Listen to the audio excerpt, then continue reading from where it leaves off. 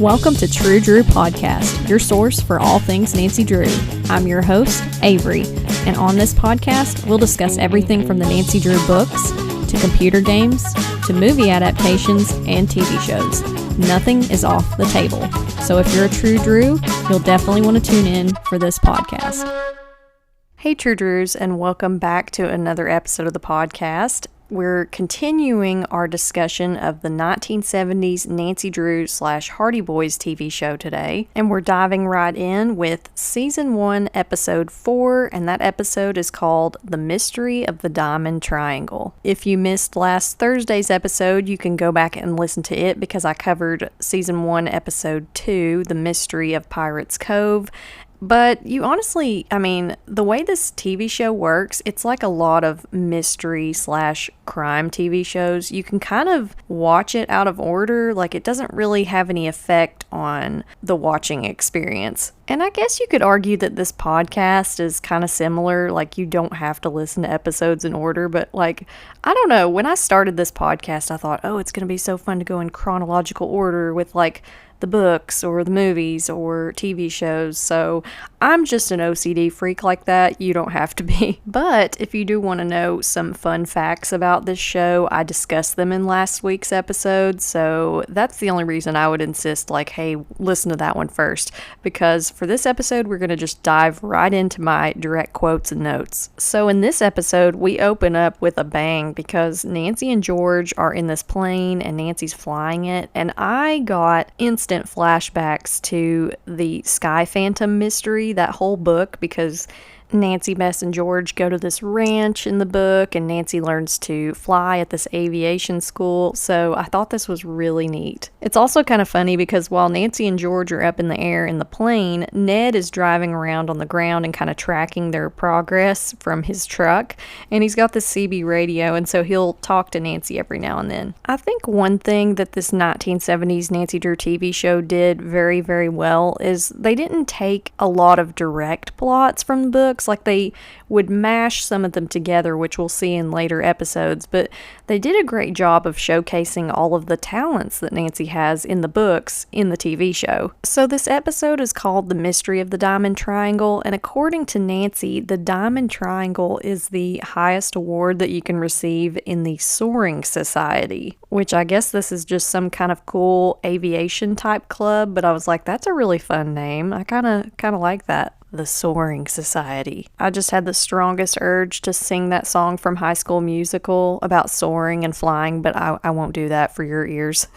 Now, I also took note of what Nancy was wearing for this aviation adventure. So she's wearing a fun rainbow striped visor and a red leather jacket, and honestly, this aged itself so well. I could see people wearing this today. It was very much a fashion moment, and I was like, okay, cool. We're flying this plane and we're looking good doing it. Honestly though, it's Nancy Drew. Would you expect anything less? It's very funny though, because during this whole scene, Nancy's talking about the Diamond Triangle and the Soaring Society, and then you have George in the back seat, and she's just terrified. She's gone along with Nancy, I guess, for support. I don't really know. Maybe she has to log in these flight hours and George has to be there with her to confirm that she did it. I don't know. But George isn't too happy about being off the ground, and she makes that very clear. But it gets even better because then this storm comes on out of nowhere. And so George, who was already a nervous wreck, is just like, I want to get down. I want to be on the ground, Nancy. But they're flying and trying to avoid the storm, and Nancy sees a car wreck into a ravine from their position up in the air. So once Nancy and George make it down to the ground, Nancy calls the police and gives them a tip. She's like, hey, I saw this wreck out at this road. You might want to check into it. It looked pretty bad. So everybody goes back to the Drews household, and they presumably got caught in a downpour of rain because the next shot we see, Ned Nickerson is wearing a pink robe of Nancy's. He pulls it off pretty well though, all things considered. So it's while Nancy, George, and Ned are standing around the fireplace kind of trying to dry off that the police show up, and they say, hey, you all are in trouble for making a prank call. We didn't see a car crashed in a ravine like you said there was. And Nancy is insistent. She's like, no, I know what I saw. I saw this car go off. It looked like a horrible wreck, and I gave you the proper coordinates, so I don't understand why there's no car. But the police informed Nancy that the road where Nancy supposedly saw this car go off and wreck has been closed for 3 years, and there was no trace of anyone having ever been there. The plot thickens. And so Nancy and George, of course, are not going to let this go, or mostly Nancy. George, I think, in this show mostly goes along with whatever Nancy wants her to do, but they go to investigate the closed off road, and again, like, Nancy's outfits in these episodes are so good. So for this scene, Nancy is wearing some fabulous gauchos, some boots, and a scarf. I remember when gauchos came back, like in 2006, 2007. I was in high school. I'm really dating myself here, but I had like several different colors, and I was like, oh, you want to talk about comfortable pants? Gauchos were amazing. Like, you felt like you were wearing bell bottoms, but they were shorter, and they were just really, really cool. Bring back the gauchos. So Nancy's looking super stylish while they go to investigate this closed road and go through the woods, and they see a guy with a walkie-talkie who's watching them. Very suspicious. But of course, like most guilty people, he doesn't want to answer any of their questions, and he takes off and runs away. So later in their investigation, Nancy and George go to the library, and they find a picture of the car that they saw. So it's a very distinct looking car. It's kind of black and silver, and it just looks really unique, and you're supposed to get this from, their discussions of it. They're like, oh, never seen a car like this around here. And it kind of looks like a car you would have seen from the 40s or 50s. And in the 70s, a lot of times it looked like cars were more boxy. And this one definitely has more curves to the fenders and just a overall different body style. So this piques Nancy's curiosity. And apparently there's only 2 of those kinds of cars, and they're very rare. And one just so happens to be located in River Heights. What a coincidence. And so they go to visit the guy who owns it, and he says, yeah, it's been in the garage for a while. I haven't been using it because I've been working on it. And so he goes to open the garage to show them, and of course, it's gone. And this guy's name is Morgan, and he's a younger guy, and I don't know, he kind of strikes me as more of how I would have pictured Ned to be. He's got darker hair. He's athletic. He just gives me more Ned Nickerson vibes than the actual guy playing Ned, George O'Hanlon. But it also seemed weird to me. I found it hard to believe that this younger guy would have this highly collectible car. He's kind of in dire straits according to the episode, and this car was probably not cheap. So Morgan is understandably upset, and Nancy says, well, it looks like you're going to need a lawyer. And of course Morgan is like, I can't afford a lawyer. And Nancy says, well, my dad is one, and we'll help you out. We'll help you find your car. So it's not long after this that the police locate Morgan's car in the ravine, and Nancy and Carson start to speculate if maybe it's insurance fraud. So Nancy doesn't suspect Morgan. She thinks that he's being honest and he truly lost his car, like someone stole it.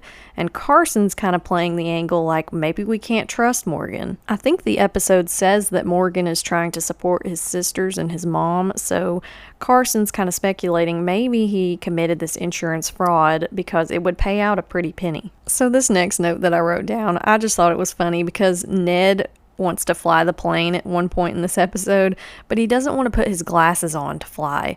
And I was like, okay, that's a big red flag.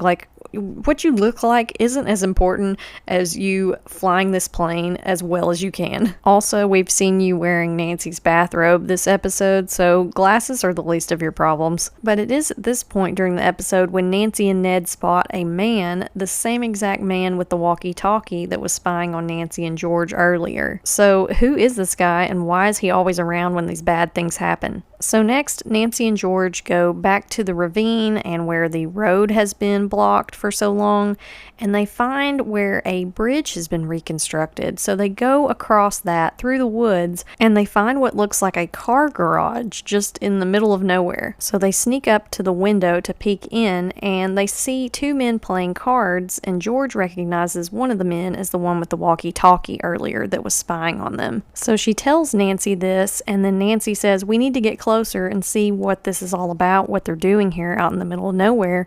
And George is like, no, they're playing cards. Like, let's go home. She doesn't want to have anything to do with this mystery. And it's funny because George mentions the fact that poker is illegal. Like, apparently poker is illegal in River Heights, but she says it's not worth getting arrested over. And Nancy is like, no, there's more to this. We need to go and investigate. And speaking of George, like, her outfit in this scene, like, she's the furthest thing from incognito that I could ever imagine. She's wearing like this red, blue, and yellow plaid shirt, like blazer thing. And also, while we're on the subject of George's appearance, George has mid-length, like auburn hair. It's kind of reddish brown. And I don't know, like I really would have liked her to have shorter hair, but she does get her hair cut in later episodes. So Nancy and George move away from the window because they want to get a closer vantage point to see what's going on in this building.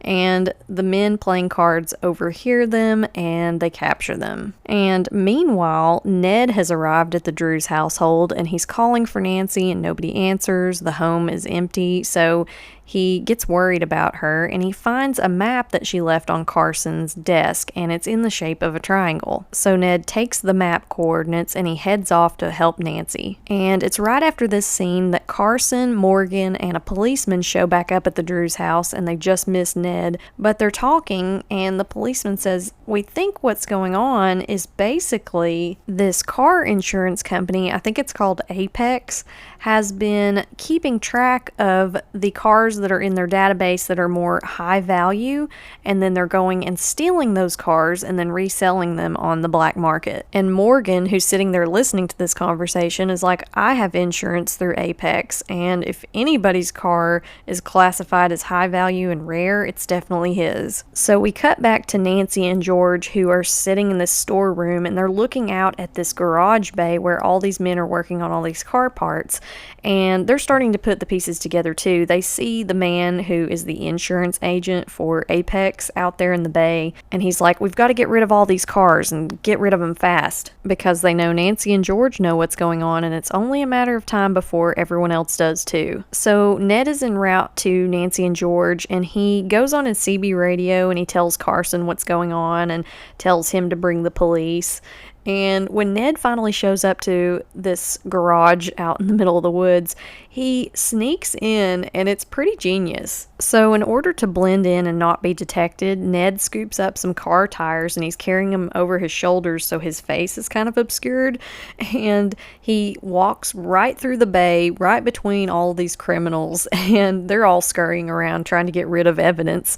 And he walks right in to see Nancy and George. And poor Ned Nickerson, like, I feel like this is the most thrilled that Nancy has been to see him so far on the show. Like, he gets friend-zoned so hard. But he tells Nancy and George that they need to make a break for it. So they sneak out through the bay, and they're trying to be kind of quiet about it.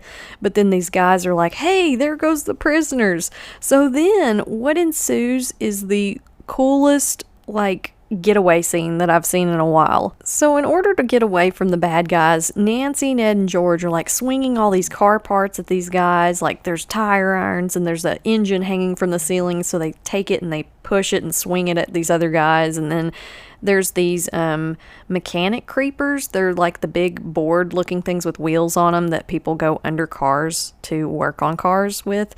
And they get on these and they basically use them as skateboards. Like, honestly, why have I never thought of that? Not that I've ever been held up and accosted in a car garage before, but it seems pretty handy. I think some of the coolest fight scenes in movies and TV shows are when the characters use all these like just random objects that happen to be around them. Like, I think it was Around the World in 80 Days, they used like paint or something, or I've seen people throw flour in the villain's eyes before. Like, that is so cool to me. It makes it so much more interesting, and it makes me look at my everyday surroundings like, this lamp could be used as a weapon, or baking powder or something. It's like, you just gotta be creative sometimes. But the episode ends and the bad guys get arrested, and unfortunately Morgan doesn't get his car back because of course it was destroyed. The bad guys wrecked it in the ravine after they heard that Nancy had reported the initial wreck to the police. They were trying to throw her off their trail. And Morgan's pretty upset about this because, that was a lifetime's worth of savings. He had a lot of money invested in car parts for that car. But Nancy and George do cheer him up and they say, well, there's got to be a huge reward for finding all these stolen cars.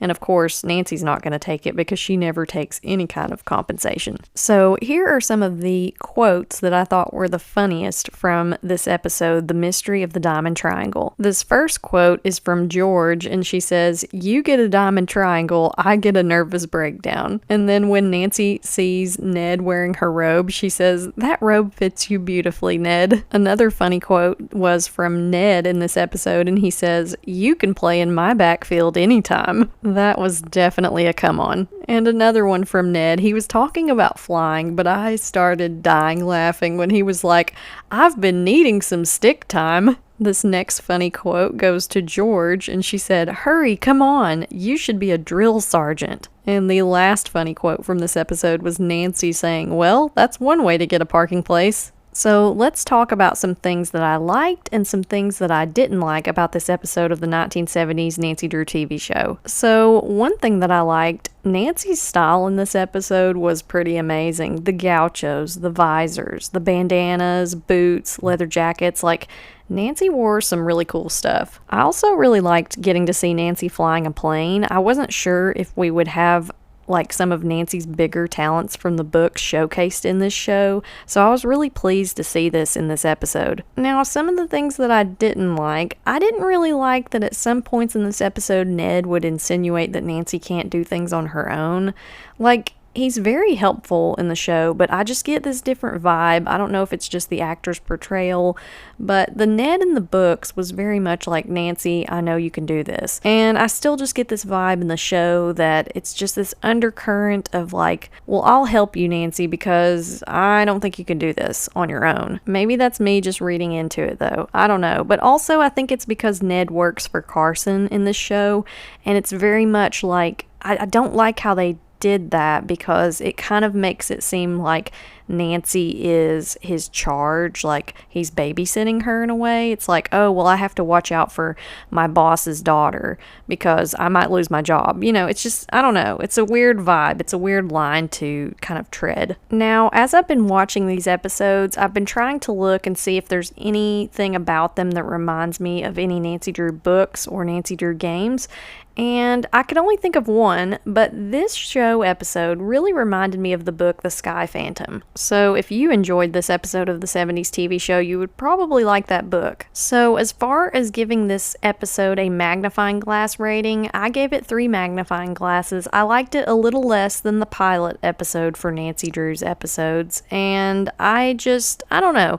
I'm not the biggest fan of insurance fraud as a motive for committing a crime. It's a very realistic crime to commit, don't get me wrong, but it's just not as fun for me as the consumer of the mystery. So yeah, that wraps up this week's episode on the 1970s Nancy Drew / Hardy Boys TV show. And for next week's episode, we're going to cover Season 1, Episode number 6, The Secret of the Whispering Walls. I'll see you next time. Thank you for listening to this episode of True Drew Podcast. Can't get enough of the podcast? Then check out my subscription series, True Drew Files, available on Apple and Spotify. For Nancy Drew books and merchandise, you can check out my website, www.truedrewpodcast.com. For business inquiries, you can contact me at truedrewpodcast@gmail.com, or you can connect with me on Instagram at True Drew Podcast.